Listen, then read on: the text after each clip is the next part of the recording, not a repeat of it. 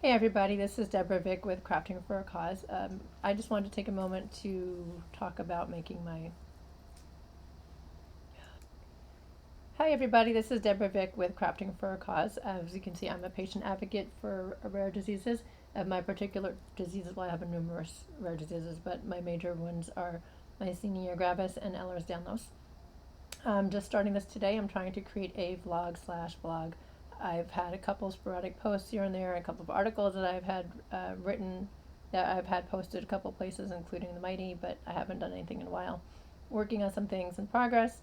And after just having been at the Nord virtual conference this past weekend and this past week having finished working on one of second to last of my Echo EDS trainings, as well as a three-part series for the Rees Foundation Advocates, and the weekend prior to that, a virtual conference for Ehlers-Danlos Society, kind of thought it was time that I make a little video about what my rare disease means to me. So, for no further ado, I'm just going to come out with a couple of different concepts that first come to mind when I think of rare diseases in relation to myself. Now, let me also clarify that when defining one's rare disease, it is different for everybody. Everyone's rare disease affects them differently. One of the things about rare diseases is that they all fall on a wide spectrum of how one is affected or how one's family may be affected by it. So it's a very unique and personal story for each person. Eventually, I will go through different stories regarding my education and my treatments, as well as my odyssey for a diagnosis, and at one point for a cure. At this point now is just maintenance of treatments so that I can maintain a standard of lifestyle that I would like. It may not be ideal, it may not be the best lifestyle, but at least it's the best within my reach. So back to what living rare means to me. First word that comes to my mind is challenging. Anyone who has a rare disease knows that everything can be a challenge.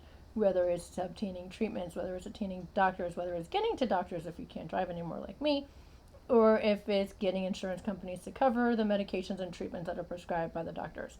It's all challenging from like the minute you wake up to the minute you go to sleep. It's just one kind of a challenge after another, and sometimes it's like you have to chip away at just a tiny little bit at a time. Where other times you have to just get on the phone and start, hopefully not yelling and screaming, hopefully talking as nicely as possible for as long as possible, patiently with insurance companies. It doesn't always work that way. I've had my share of conversations that I've probably not best repeated. And for the most part, though, it's usually a very long process to get anything approved, and denials, and appeals, and a whole bunch of other wonderful other steps in between to try to get what you need done. So I would definitely say it's a big challenge. I also like to define my life as kind of a little bit like a roller coaster because we have some ups and then we have some plateaus and we have some major downs, and then I'll go up a little bit and then I'll go back down for a while. So it's ups and downs, but more, unfortunately, with my disorders as they progress, more downs than ups or plateaus. As my husband likes to say, he's always waiting for the next shoe to drop because every time I think that like things can't get any worse, it does. So one thing I also noticed is it could always be worse. There's always somebody out there who has challenges that seem beyond your comprehension.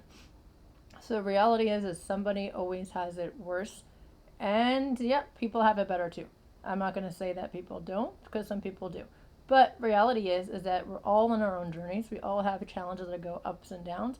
We all have goals and dreams that we want to achieve, and then we have things that are reality. And sometimes the goals and dreams and reality are not going to be the same. And oftentimes than not, more times than not, people with a lot of chronic illnesses, there's usually a big difference between what your goals and dreams are and what you are able to accomplish.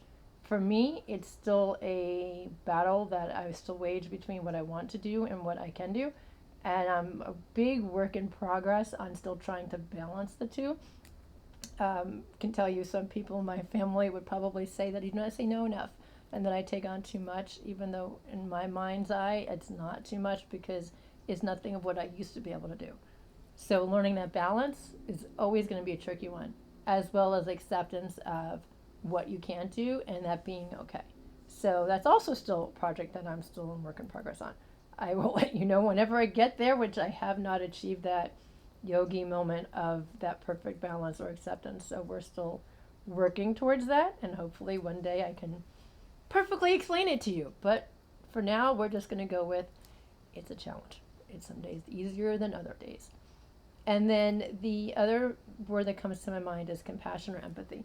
And I say this as both a rare disease patient as well as, so I say this from the perspective of a rare disease patient, but this actually applies to both caregivers and patients. And I say this in terms of that as a rare disease patient, I need to have empathy and patience for those around me that are trying to help me, even if am very irate, irritated, like zero spoons, probably even negative 20 spoons, I'd say, or an extreme amount of pain. So I do say to try to have that understanding, and at least when you do snap or yell or have a non-responsive moment or reactionary versus a very compassionate responsive one, to be able to apologize and admit when you've done something wrong and to share that and explain to why. I also, in our household, I use the terminology pangry, especially with COVID not being able to get my acupuncture and some of my injections that I've used regularly for part of my maintenance for pain management. My pain levels have been much higher. Those who know me have seen I've been wearing my neck brace a lot more. I've not been getting out of bed a lot. I mean, this whole week I've been in bed. Fortunately, I can attend my conferences from bed. That's kind of cool for the virtual aspect, anyway. But that being said, to utilize humor as a means for de-escalating a situation, to utilize a label for when you're not feeling well that makes it okay to explain to those around you that it's not a good moment. And patience with yourself. I mean, most importantly, you can't expect the world from yourself. I mean, reality is your body is combating a lot of challenges. Things that are causing fatigue, things that are causing your body to fall apart, things that are causing, as my family calls my body, my body broken or fragile, because there's pretty much nothing in my body that doesn't sublux or dislocate or slide out of place or easily get damaged. So my body is very fragile, and I'm also apparently, because of all my leg braces and back brace and neck brace and wheelchair and such, not the bull in the China shop, as my husband likes to refer, because I managed to knock over everything very easily without even realizing it, or fall and then knock things over. So that's also one of the things is patience with yourself and understanding for yourself and your own limitations. It's not easy to be that way. It's not easy to look at yourself from outside the box and say objectively you have done too much, or that you need to stay in bed, or that you can't do this right now. But becoming more aware of oneself, being more mindful in your movements and your intentions will help you move towards that space. Again, I'm still working on this in progress type of a situation myself, but I am trying to practice more mindfulness and trying to practice more mindfulness in my intentions of my activities that I'm doing, so that it's a little bit less damaging to myself and more aware of what I can do, so that I'm not causing myself to be in excruciating pain. Again, it's easier said than done, and it doesn't mean that I don't overdo it, because I do way too often. And it also takes me sometimes a week or 2 weeks to recover from just doing a small activity. So understanding your limitations is such an important aspect. Patience for yourself, empathy for yourself, understanding of yourself becomes essential if you're combating a rare disease, or if you're caring for one, especially a younger person with a rare disease. It's important to understand needs of the other person to help them find something that they can work towards, be it a small task, small achievement, what have you, whatever it is, something small that they can work towards, and then work your way up to bigger goals. But for the most part, I think right now I just want to let everybody know that rare diseases affects us all differently, and you can't tell by looking at us what one person may be challenged with versus another. I mean, right now I'm sitting here, you can't see my leg braces, my back brace, or my neck brace that I normally am wearing. You can't see a lot of these things, and yet I have all these things, right? And I have severe chronic pain. I have a whole laundry list of secondary disorders that are comorbidities to my Ehlers-Danlos. But you can't see any of that. You happen to see some things, but most things you can't see. And so one thing I do want to leave everybody with is to have empathy for everybody, because right now we're all going through challenges. It may be compounded more for people that have illnesses right now, especially underlying conditions, or not being able to get treatments for their conditions. but we're all going through something. You never know what anyone's going through by looking at their judging book by its cover, just by looking at one's individual self.